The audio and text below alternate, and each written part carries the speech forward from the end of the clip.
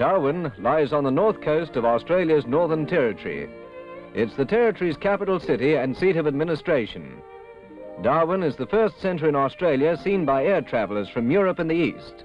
The flight, which took Ross and Keith Smith nearly 28 days in 1919, is now completed by jet airliners in as many hours. They roll to a stop at a modern international airport. The home of the administrator of the Northern Territory, Government House, has remained largely unaltered since 1880, but fine new air-conditioned administration offices have been built nearby. The new post office replaces one destroyed by Japanese bombs in World War II. A new bank occupies the site of the first bank erected in Darwin. The Commonwealth Trading and Savings Bank is admirably suited to the tropical conditions. Darwin is a thriving city with a population of about 12,500. On a Saturday morning, it's alive with shoppers. Informality and friendliness are typical of Darwin, and so is the mixture of races in its citizens. Tolerance is a tradition here. The color of your skin is a matter of supreme indifference to everyone.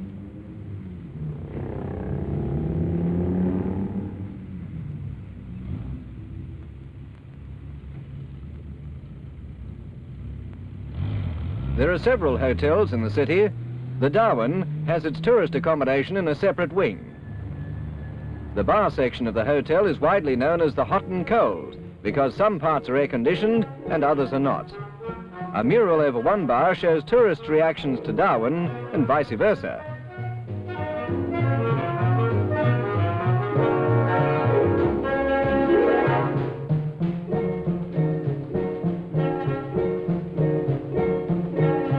The Victoria Hotel in Smith Street also has murals that express the spirit of a light-hearted city.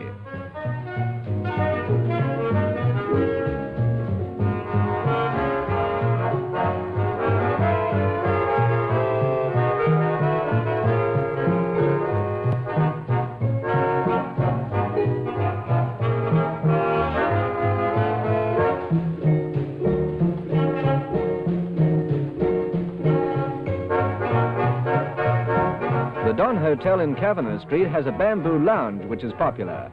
However, the management insists on a certain formality in the dress of its patrons.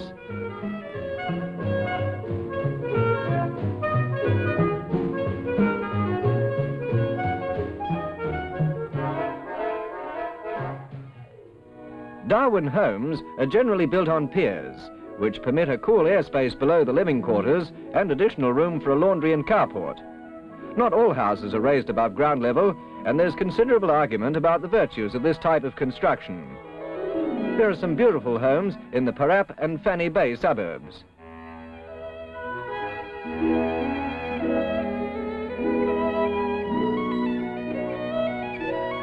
Parap Preschool looks after the younger children of the district. There is no truth in the idea that children can't grow up to be healthy men and women in the tropics, and Darwin youngsters are a fine advertisement for the climate.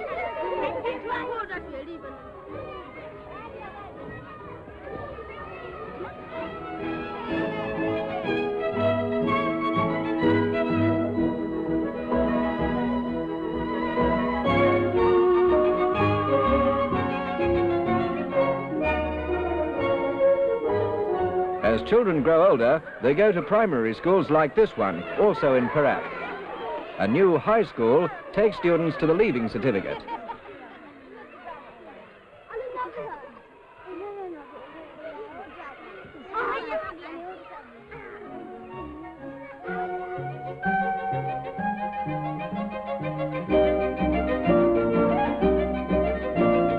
The newest church in Darwin is the Roman Catholic Cathedral, a handsome example of the modern use of concrete in graceful forms. At the opening ceremony, clergymen of all denominations attended, and music was supplied by the local Caledonian pipe band. Somebody is obviously late for Mass. The Greek Orthodox Church is a distinctive structure. And so is the United Church, which caters for all Protestant denominations.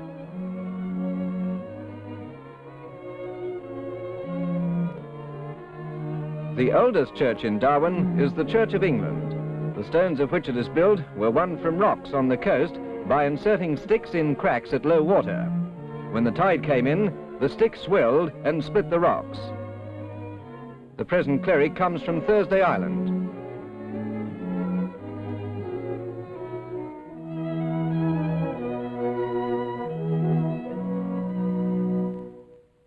The tremendous interest in all kinds of sport in Darwin completely refutes the idea that any kind of unnecessary exertion in the tropics is intolerable. Soccer in a temperature of 80 degrees is pretty arduous, but it's extremely popular.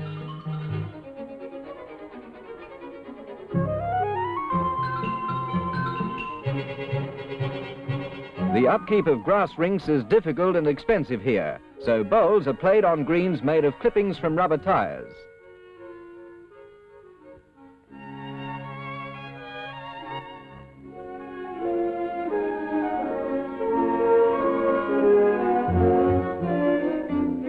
Visitors are welcome, and non-playing locals often drop in.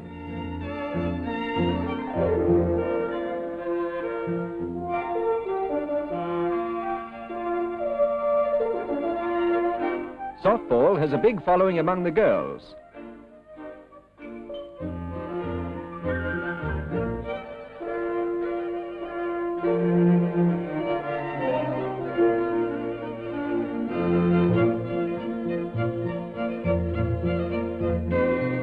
At the Olympic pool, the manager, Jim Harley, shows the boys how it should be done.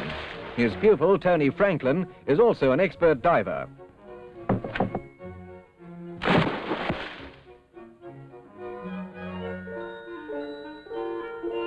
The pool is open all the year round, and the playground facilities are used to the full.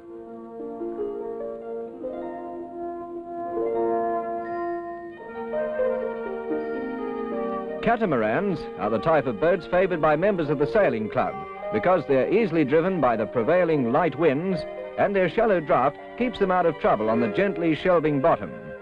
The range of tides is considerable, up to 30 feet.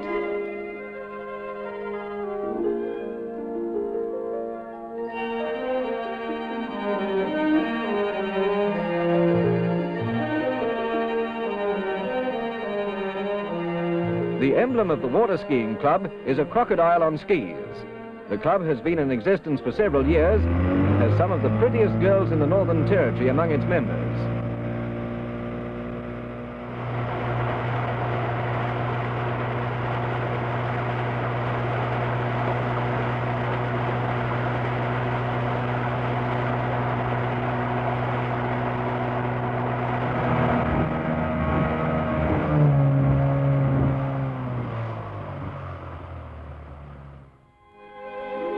Howard Springs is a favourite resort of Darwin people in the evenings and at weekends. It's about 25 miles from the city, and picnic parties swim and relax under the shade trees.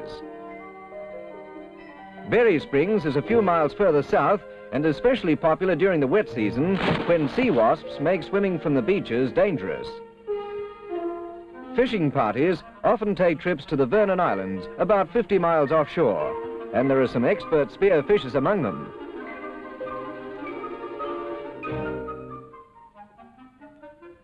Those who want a restful holiday go with Alan Carter to Mandorah, 4 miles west across the bay, where there's wonderful swimming and fishing. Not far from Mandorah is the Aboriginal settlement of Delisaville and some superb dancers.